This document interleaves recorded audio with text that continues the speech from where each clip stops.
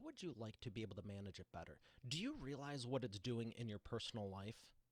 I know everyone wants life to be roses and unicorns, but sometimes, a large portion of the time, it isn't always that way. What do you do? What do you do when you have personal conflict? What do you do when you have corporate and business conflict? Maybe it's with a client, maybe it's with your own team. How do you handle the stress and anger throughout the day? I am super excited to have author, speaker, CEO, and trainer Anutza Bellissimo here today because she is going to be talking about how what we can do in our daily lives, in our business lives, to be able to manage the stress and anger better. I'm going to bring her up right after we thank our sponsor.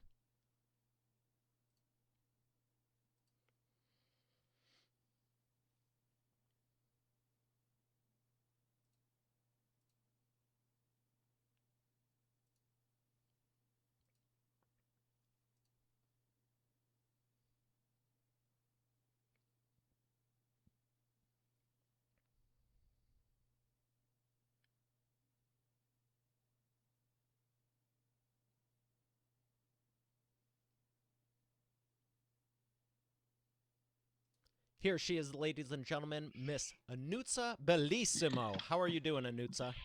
Hi, Mario. It is a fun Friday. Anytime I'm with you. Well, I appreciate that. I'm more excited to hear what you have to say because so many people have stress and anger in their life, and how do they manage it? I know you have extensive experience with this. How did you even get into it? Okay, so hold on a second. You're jumping the gun here. I think we need to talk about the fact that it's Friday night, and the last thing people are worried about is their stress and anger. They're probably out having a good time, watching your show, enjoying themselves, eating, drinking, and relieving themselves of that stress and anger, right? So you're saying that what they do with it and how they deal with it is the key. Oh, you are magical. Did you like prep for this? Look at you. Yes. So here's the idea. It's not that stress and anger is the problem. It's that the coping skills that most people have to manage stress and anger is the problem. And again, it's Friday night. I'm here with you, drinking water and doing what I love to do. So ask me again, how did you get into this? Please tell me, how did you get into all this? Well, I don't believe in accidents. I do believe in synchronicity, and it truly was an opportunity a long time ago. Well, 2005 approximately. I had already been in private practice for life purpose and career consulting, and one of my mentors suggested that I add anger management to the list of services. And I think you've heard the story before. I laughed because the only thing I knew about anger management was the movie. And I didn't realize that it was a real thing. And yes, I finally found out it was a real thing. And I went to George Anderson, who was actually the consultant for the movie Anger Management. And we call him, or he's really considered like the grandfather of anger management. And I trained with George. And ever since 2005, around that time, October, I started to understand the purpose of what anger management really means and began educating people on the aspects and the essence of what anger management truly is. Most people don't know that anger management is an umbrella. It's considered psychoeducation, not psychotherapy, and it's made up of three specific skill sets: stress management, emotional intelligence, and interpersonal communication skills. Typically, we're taught, if you're raised or brought up in a productive, healthy environment, you're taught coping skills, self soothing, stress management skills, good conversation and communication skills, and emotional fitness or resiliency. But unfortunately, a lot of us are not taught that at home. We're not taught that in school. And now it's just beginning to shift in the environment in our society. But I guess, really, I was coaching and doing anger management before it was cool, so to speak. It's been a while. And you've helped so many people over the years. Who is it you would say you really help, and how are you helping them? Hmm. Well, honestly, there's different levels of help, so to speak. Um, an organization will bring in an employee that has reached their capacity tolerance level, and they need to be assessed and see if they're still an asset or a liability to the organization. So that's an important part of my job. um, and then addressing the situation accordingly once we understand the skill set and the personal objectives of that individual. So you've got that type of experience. And then you have a completely opposite, but still just as important, the kind of client that I'm helping where there's a disconnect or a breakdown in communication in and around the relationships at home, whether it's a child and a parent, siblings. Usually it's a husband and wife. So I always joke, lightly, I say, so are you boss referred, court referred, or wife referred? So, they'll let me know, well, my wife thought, or my husband thought, or my boss is demanding, or the courts are requiring. That's So you could typically, have anyone that's, like you're saying, a court issue. I mean, depending on who you ask, it might be better or worse than your wife referring you, but you also have the corporate side of things where would you yeah. say it's evenly split, or do you gravitate towards one more than the other? I, at the beginning of my anger management, stress management experience, in my practice, it was certainly a lot of corporate clients. And in fact, I started with court orders, group court orders, co ed, in my office in Hermosa Beach. And it was certainly an experience, to put it lightly. And it taught me some of the most profound experiences. And it taught me what it really meant to have emotional intelligence or emotional fitness, to be able to understand someone, not have to put myself in their shoes, from a completely different lifestyle, from a completely different aspect of life that I would never even imagine experiencing, to um, really having empathy and helping them through the process when all they're wanting to do is get out of pain. And typically, if someone's court ordered, it's because they've overused alcohol, or um, negative communication and violence, or aggressive behavior, things of that nature. So it's gotten out of control, in other words. Not to mention, it could be the same thing at work, but typically we do our best to be a little more behaved at work. Not all of us, crazy things, but yeah, then we get to the next level where it's inside of a personal relationship. And that's when there are very little boundaries, and people really lose control there.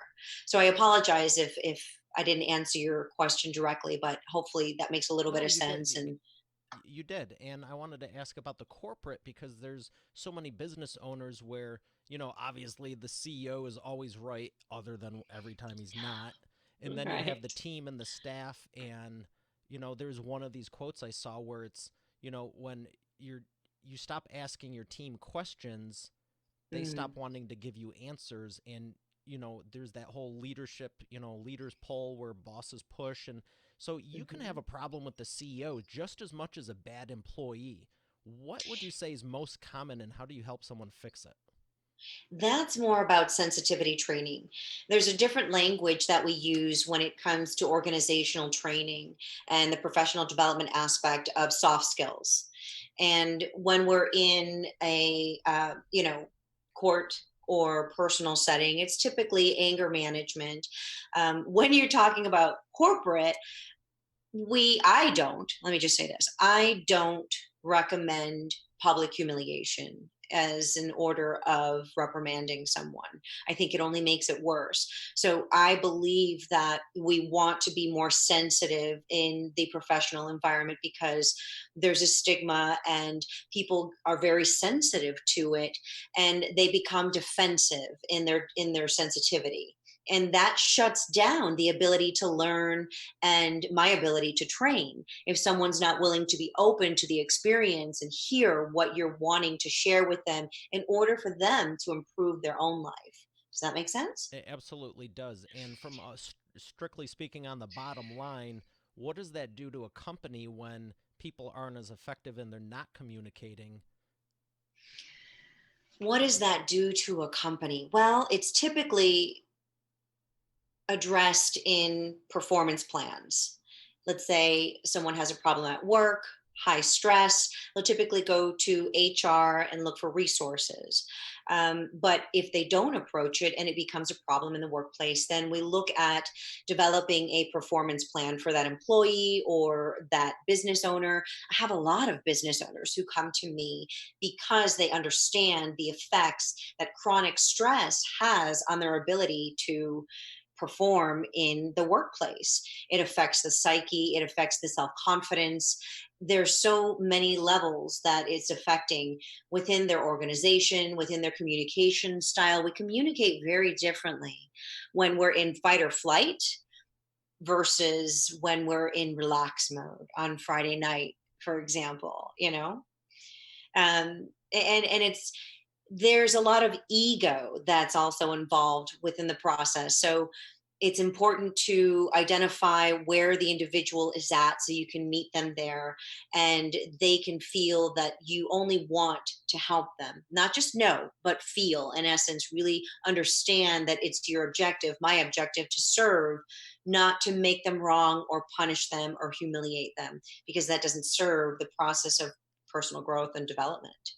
So it's not necessarily just communicating with the CEO and the team and the clients and everything. It could be everything's going fine, profits are up, but you're so stressed, you're wound tighter than a firecracker on the 4th of July. A lot of people use stress and a lot of people use anger to motivate them in that direction. Yet what happens is it creates burnout. So now you've got a double edged sword: chronic stress, anger showing up in your personal life. Maybe you're controlling it at work, but everyone can see how tense you are. They can feel, your stress, and you can deny it as much as you want to, but you wear it. You really do wear it in your persona, on your face. And the best way to notice that is when people don't open up or communicate with you anymore because they're afraid. And that affects communication within the organization because no one wants to say anything, whether they feel they're not going to be heard, or they don't want to be reprimanded, or they just are afraid to say something in general because they're not sure when this person might lose control. What would you suggest for someone that's in that position right now to address it? If they're working for the company and they want to say something to the boss, or if they are the boss, I think this is more common than not because the leader has to always have everything right and nothing can go wrong. And, how what would you say? That's a leadership issue because every leader that is productive within their environment is able to own their own own their faults, own their mistakes, own their failures, because that's part of growth. If you're not able to show vulnerability as a leader, there's no way that those around you are going to even consider demonstrating any type of vulnerability by giving you that $1 million idea, by giving you a great resource or referral. It just shuts down so many aspects of productivity and growth within the organization. And that, of course, affects the bottom line. So, what I'm hearing in there, and correct me if I'm wrong, is that vulnerability is actually a strength. Correct. Yes. That's right. It is. And it's one of the first leadership strengths that I always suggest we look at. What is it that holds you back from demonstrating vulnerability?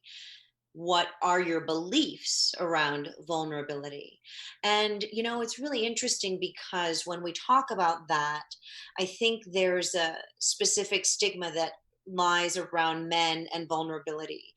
And I have to say that probably 90% of my clients are male, and they struggle in the shift between vulnerability and strength, and what it means in our culture and our society to demonstrate strength while showing vulnerability. I mean, it's like an oxymoron, right? The large shrimp. That's Do you know true. what I mean? But Absolutely. it's a conditioned response in our culture, and it can be, as my friend Elizabeth likes to say, unconditioned. That's the process, is that we've created habits and routines that no longer serve us, and we've realized that because there's a lot of rage, there's a lot of anger, there's a lot of self-righteousness. People don't feel heard, they don't feel cared for, and everyone seems, not everyone, but a lot of places, people, places, and things, businesses, individuals, function from fear. I'm afraid you're going to take advantage of me. I'm afraid you're going to take my job. I'm afraid you're going to lie to me. I'm afraid you're going to make me a fool. I mean, the list is endless. When you're functioning from that, especially in particular competition, when we talk about business, people are afraid, oh, my competition. I have to tell you, I've never thought that way. I have never once considered competition, because I know my strengths and my value. And I understand that there is no other like me, just like there's no other like you. And each and every individual has that unique fingerprint, right? So we all have these filters and these beliefs, but everything that makes us who we are, there's no competition. There's not another you. I love Doesn't that that you're make sharing sense? that because I always use the example of scarcity versus abundance mindset. And even if someone Yeah. does the exact same thing as you, even as Hmm. good as you do, you have Hmm. your own twist, your own uniqueness. And Right. the reality is, most people don't follow up. I use this all the time. Their Yeah. skills in business might be rock star, but the business Yes. side of things, there's people I'm just like, you would have got my business like tens of thousands of dollars had you just called me, Yeah. had you shot me an email, even a text Hmm. or anything. And it's like, oh, how do I get more clients and leads? Are you Hmm. kidding me? Be a better person. You don't need Do to you amplify the problem. You I are the have, problem. yes, I have a perfect example of that. I'm so glad you brought that up. I rarely ever do I make time anymore to take one of those, what do we call them? There's a name. Oh my gosh, it's like a oh, we want to get to know you type of phone call. Uh, you know, Discovery calls. oh, there you go, there you go. I couldn't think of it. Yeah, yeah. And so I made one effort today. And I can't remember when was the last time I made an effort to do a discovery call with anybody, because if you're on LinkedIn, all Hold you're on, let me doing pause you is right being there. hit Start. with Can people you trying start to back right sell after you. the discovery call? It froze or something. Sure. So what I'm suggesting is that rarely do I mean, I just don't make time for discovery calls. And it seems that, for example, on LinkedIn, let's say, all I'm doing is being hit up by people who want to sell me something. So I just don't subscribe to that. And I really do appreciate the networking and someone who takes time to let me know about them. And so I got on this call today, and I would have given them my money. But this man was so interested in scaring me, the scarcity mindset out of, oh, well, we don't know if you qualify for coaching conversation. And and we don't know if you're willing to do the work that it's going to take. That, I mean, I wanted to hang up so badly. And I Why wanted to didn't you? just say to him, because I wanted to I gave him the benefit of the doubt. Okay. Because I thought to myself, okay, this might be one thing that I'm interested in understanding or learning more about. And I wanted to give them the benefit of the doubt. I'd watched all these videos, they really sold me in the front. And then when it came to talking to the actual human being, I was so turned off. I thought, and you want me to give you $10,000? Are you kidding me? Before I spoke to the human being, I actually considered it. After I spoke to the human being, I was like, there's no way I'm doing business with these people. They run out of scarcity. I cannot function from in business with someone who's constantly afraid. That is the last thing I want in my space, is someone working with me or trying to teach me something and they're in fight or flight. It's Do not a you know what I good mean? place. I know It's exactly not what a you good mean because place. I've been getting hit up for years, LinkedIn, Facebook, and whatever, just Yeah. for business. And ever since I launched EA interviews, now people want to be on the show too. And it's very interesting to see how people are behind the scenes, because you can look Yeah. at their website and be like, wow, this is awesome. And you talk to them and you're like, dude, you need to go to Hollywood. You're going to get an Academy Award. And that's the Yes. thing with marketing, because I help. Marketing. What's that? Marketing. Yeah, I help people with the funnels and this process. And if you are doing discovery calls, for anyone listening, don't call them discovery calls. Customize them to what you do specifically for the benefit you're going to give them, and don't have the intent that you're going to sell them on the call. I had Hmm. one today, and I just wanted to add value, because the reality is, even if you're chomping at the bit to get started, maybe I don't want you. Maybe you don't qualify. It's Hmm. just as much as a filter for me as it is for someone else. Hmm. But I've been on them, and it's the same thing. Okay, well, we're going to, and I'm like, well, it sounds good. Let me stop you there. No, I'll make this easy for you. I'm not wasting Yeah. another 45 minutes of you going through the script. You ain't even listening to me. Put Yep. the phone down for a second and listen. And the point, exactly. And at the end of this 20-minute call, I thought to myself, what a waste of time. I don't even know what he was trying to sell me. I still have no clue. I kept asking, but what's it, what is it that you're providing? Well, we don't know if you qualify for that. So we'll get to And let me that. ask you this. If they were nicer, had gone about it different, you probably would have paid 15 or 20 if you knew it was clear and would have helped you. Right, exactly. That's the point. When there's this, but I'm telling you, it has everything to do with the fight or flight response. It's so simple to point out someone who's in fight or flight, someone who doesn't have the ability to regulate their nervous system or be or self-reflect or just take the time to breathe. I got to interject here. How can you tell if someone's just antsy, anxious, and they're just operating out of that, or they just had like 15 Starbucks and they're just wigging? Well, that's my point. That's a great question, by the way. I What wasn't even is trying to be it? serious. That was somewhat No, that was mostly a joke, but thanks. I put on that. no, actually, I just had this discussion with one of my clients who took himself off of social media, took himself off of coffee, because he realized in our work that these are addictive behaviors. And when he reached a level of success in his business, he didn't change the behavior. He kept doing the same thing and then reached a plateau and was trying to get to the next level, but couldn't understand how his stress and lack of communication, emotional intelligence was affecting not only his personal, but his professional life. So addiction can be more than drugs and alcohol. Oh my gosh, yeah. Addiction is television and food. And oh, here's the best one that we get addicted to: relationships.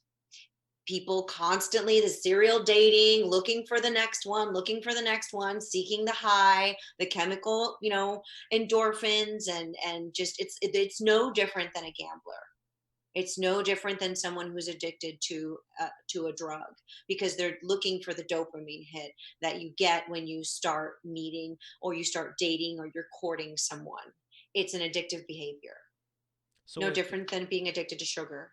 so what I'm hearing here is that people should be more self-aware of what they're doing and not worry about the outcome so much as as the habits that they're creating it with.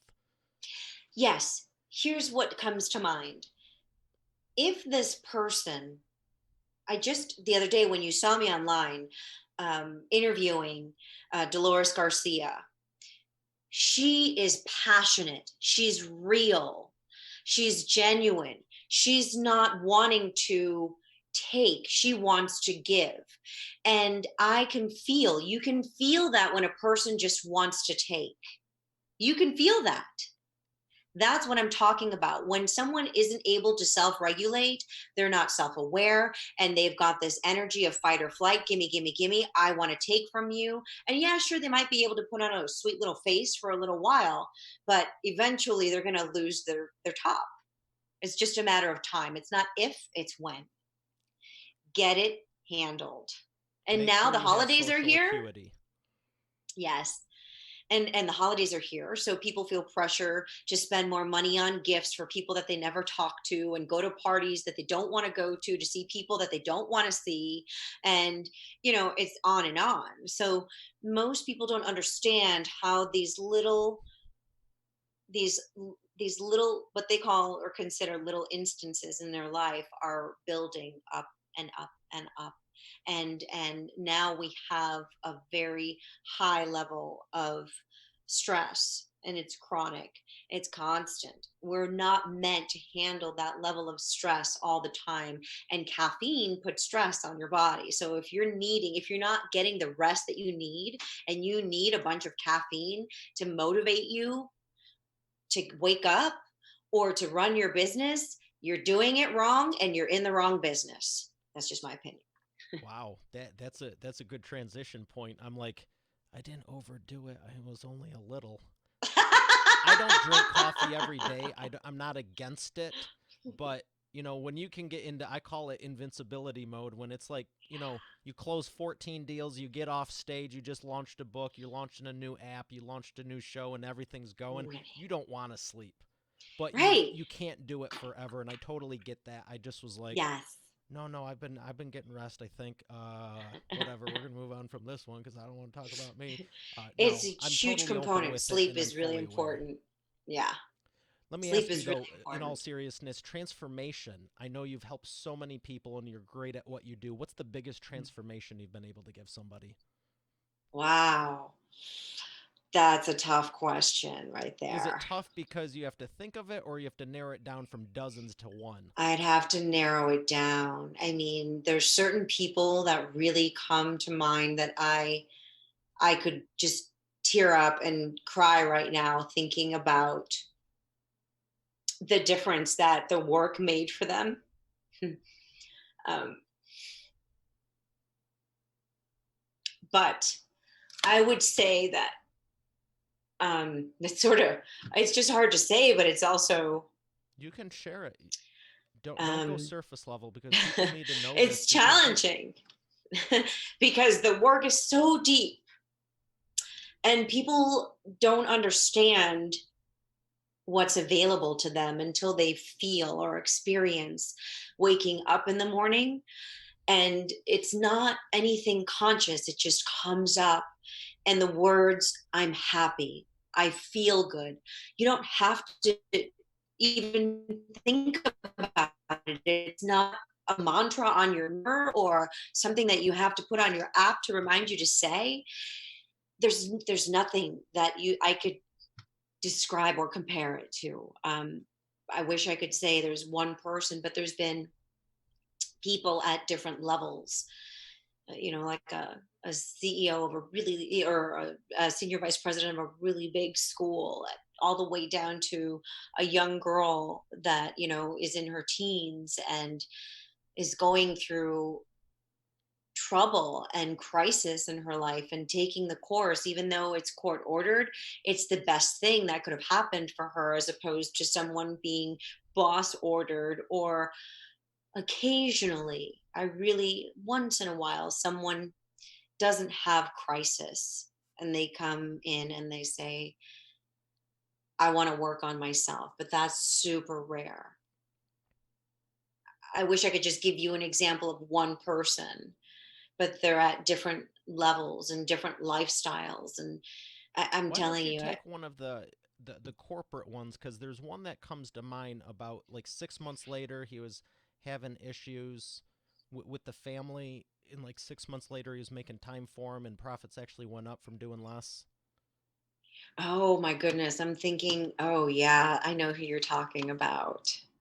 I just, I, speaking of LinkedIn, we just connected. I was like, hey, how are you doing? And he's still doing really good.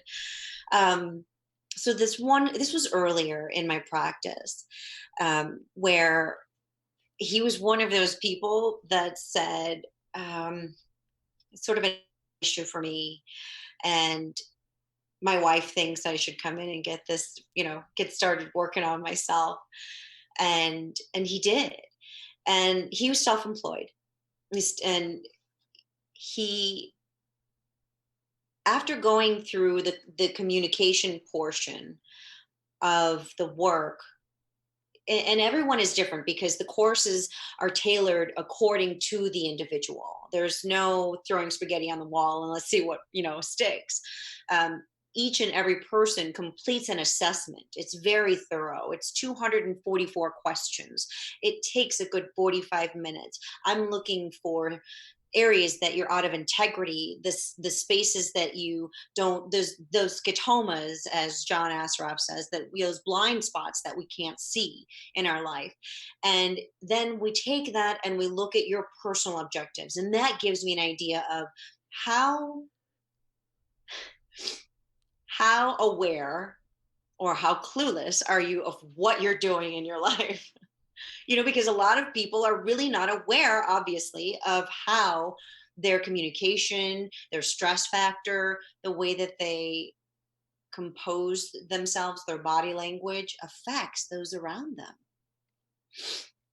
So when we do something like that, and we're working with even a third party survey, we survey their friends and family if they allow us, we get deep. and and working on how people feel when they get to see how people feel around them when they're under stress, how people are afraid, how people avoid them, how people will lie to them, how people will take from them because all of these factors, then it's the shift. It's a huge shift. And in fact, that one client was one of my um, group clients um, in the History Channel clip. He was a big part in the beginning, and he made the most significant change every day.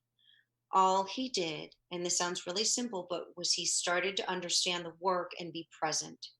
He was focused on being present, not how do I fix this problem? Why is she saying that? What does that mean? It was being present. And that is the biggest gift that you can give someone, is to actually be present and feel and hear them from their spirit, who they're being, the sense of who they are. Just being with someone, not being in the room. Many times I've been in the room with someone who I'm talking to and they're on their phone. Uh huh. Uh huh. Yeah. Yeah. Uh huh. Not that. Not hurry up and listen to me and run out the door. Really being present with people. And again, that comes from self regulation. You The want ability them to listening with their eyes. listening with their heart, listening with their eyes, feeling that essence of what is it that you need from me right now. And I don't always need you to fix it. Sometimes, most of the time, I just need you to listen so I can fix it myself. I like people who like to teach me things, not do things for me. Does that make sense? It absolutely does. It gives value, and it shows that you trust me enough to teach me something, to spend time with me, to listen to me, to get me. That's what minimizes those negative coping skills that most people have in place, like sex, drugs, alcohol, food, television, numbing out, just the numbing out source. Whether it's, going out all the time, never being alone, they can't handle being alone. There's so many components of this, but he certainly took not only his life, but his business, and was, I think it was like 30% increase in his income. It was amazing, you know? But that's just one story. And there's been so many. I told you, I was like, wow, I can't believe I've been doing this for so long. I would like to, when I die, I hope that some of those people show up and party together, that we all got to experience each other's spirit and be a better version of ourselves together. Well, I have no doubt you're making an impact. It's been fun watching over the years, and I want to ask you, who is someone you would love to work with that you know you can help that you haven't been able to, that is either a sports or celebrity or That's someone another everyone good would know? question. Really? Oh my goodness. I don't know. I mean, I feel a little concerned about saying that out loud. I'd have to think about that for a second. Let me think. Who do I think in the public that would benefit from? I'm sure people are thinking of people right now, aren't they? They're like, oh, I know. Because you know what I always say is, if I had a penny for every person that I met and they asked me what I do for a living, and they said to me, oh, I know someone who needs to see you. Do you ever get Gosh. anyone that says themselves they're that aware that they need it and admit it, or do you ever have one friend, person A referring person B, and person B is referring A? um, yes, yes to both. I do. I have had some people that are really aware and they're like, you know what? I could really use, this is the time I could really use the training that you provide. And then it's usually, the other person No, I'm is the fine, but you need problem. to talk to Jack. Yeah, And Jill's exactly. The like, other I'm person's the fine, but you need problem. to talk to Jill. Yep. A lot. Yeah. All right. So instead of working with them, who's someone you find interesting as an entrepreneur you'd just love to meet? That was more of the intent. But with what you do, I'm like, yeah, there's a lot of people that I know need it. Like pretty much Yeah. everyone on whatever level. But who would you just love to meet that, inspires you as an entrepreneur and CEO? Let's see. Hold on a second. So the first person that comes to my mind, I love Oprah. I love Tony. I love Brene. I love I love what they stand for. I love their work in the world. I love their personal power. I love their courage. Um, as far as working with people, I still want to come up with one of those. Can I just like Google celebrities? Well, I tell you what, we're going to go to the imperfect action round. And when we're Okay. thanking the sponsor, you're welcome to. I was actually going to joke and say you're not using a cheat sheet and Googling stuff now, I are you? was. I was gonna say, can I Google angry celebrities? All right. Well, we're going to thank our sponsor and come back for the imperfect action round. All right, perfect.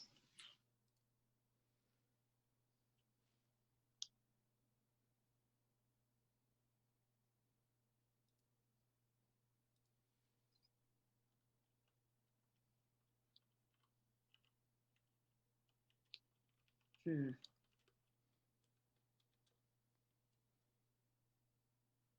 And images. Uh-oh.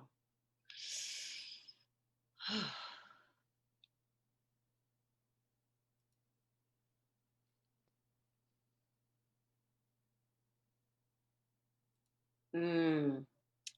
I don't think I feel comfortable giving you an answer, Mario.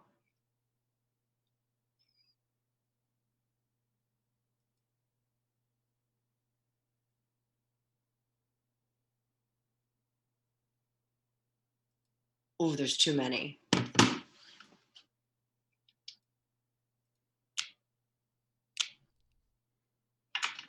All right. And we are back with the imperfect action round. Anutza, are you ready to take imperfect action?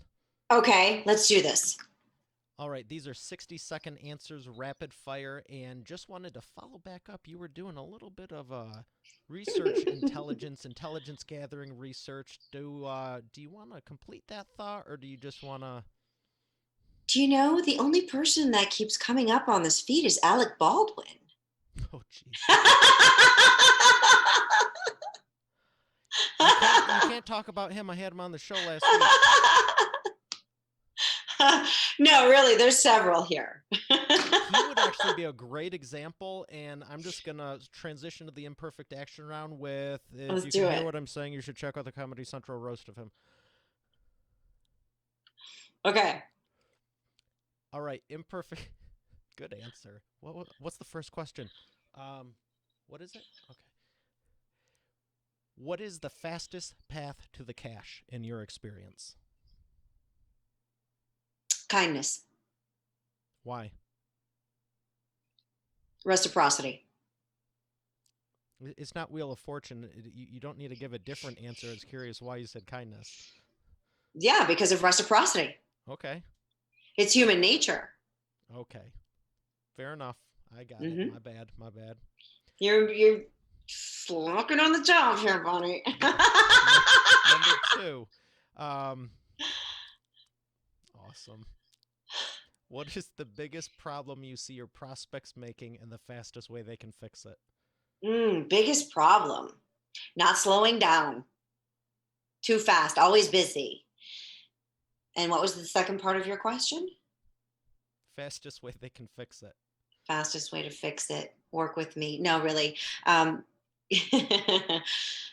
Work with There'll be a link in me. the show notes.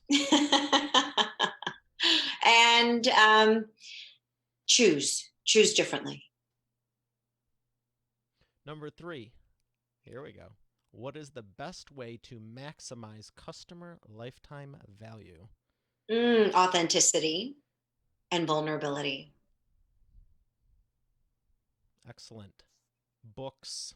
What is a book or 3 you could recommend? You're cheating again. I am. Oh my gosh. Off the top of my head. Hold on. Oh, okay. I'll go with The Highly Effective Executive, number 1. Anutza Bellissimo. Excellent.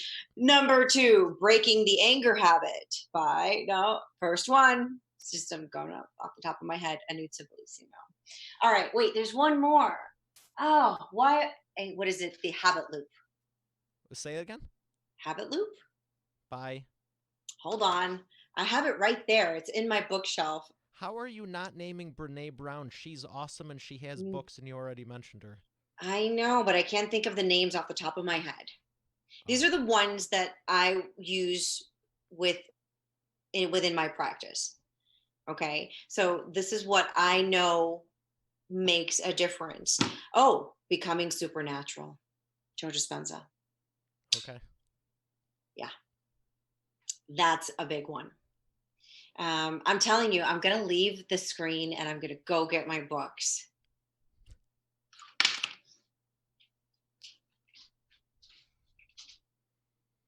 One, two.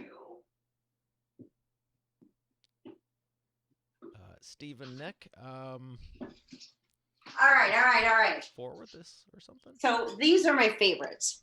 I'm not doing self-promotion at this point. Are you ready for them? Of course. I'm still here. First one. Oh. Yes. The Power of Habit, Charles Duhigg. I've had at least one other VIP guest mention that one. Yes. Episode and then 27, I want to say, Nicole Gebhardt. Look, I have a sticky. I have a couple of stickies in here, actually. And there's my next one. Can you say it for me with the author? Becoming Supernatural by Dr. Joe Dispenza. Excellent. But before there was this is the book that made significant change for me. Breaking the Habit of Being Yourself by Dr. Joe Dispenza. Okay. That is my all-time favorite. Because that's at? really Because what my I am people gonna be are asking doing. You where people can get your books. I don't have it. Someone else just asked me for one. I don't even have any more. That's a good problem. I know. Best-selling author. Doesn't mean best in. I don't Keep them have in any stock. more. You're I do. supposed I to be need to selling get them. more in stock, but I don't have any more. When I go back out and I'm traveling again, I will have some more. But everything else is online. You're doing it right. My stock's getting low too because I keep selling them. That's the way it's supposed to do. When someone's like, "Yeah, I got 1,000 in stock," like, That's a you need to problem. make an offer, bro. That was my anthology, the very first one. Yeah, I was like, okay, we're going to give the rest of these away. And then I learned. Well, it's been an absolute pleasure. You always deliver value, and I'm Oh, so you're glad so you were able sweet. to. You don't have any Yep. more rapid fire questions? You That was you a lot of you did fun. the three. Oh, you like those, huh? Yeah, it puts me on, like I don't have anyone that I challenges me the could way that you queue do. up a scoreboard and have like Wheel of Fortune on here if you really want me to. No, Be like, no, all no, right, no. 3 spins or less. I gotta Otherwise, go have dinner. I know. Seriously, it's 7:30. Where can people learn more about you? Oh, thesammygroup.com. Sammy is the acronym for Stress and Anger Management Institute. So TheSammygroup.com. The Excellent. Well, Sammy Group. it's been an absolute pleasure. Thank you again for sharing, Anutza. I am so glad you caught me and you were like, hey, let's do this. I was like, okay, that's crazy. Sure, let's do it tomorrow. Thank you, Mario. I had a blast. It's always fun with you. I will see you on the dance floor, my friend. Looking forward to it. All right, Expert Authority World, we got another great episode here. I'll see you on tomorrow's. Have a great day, and God bless.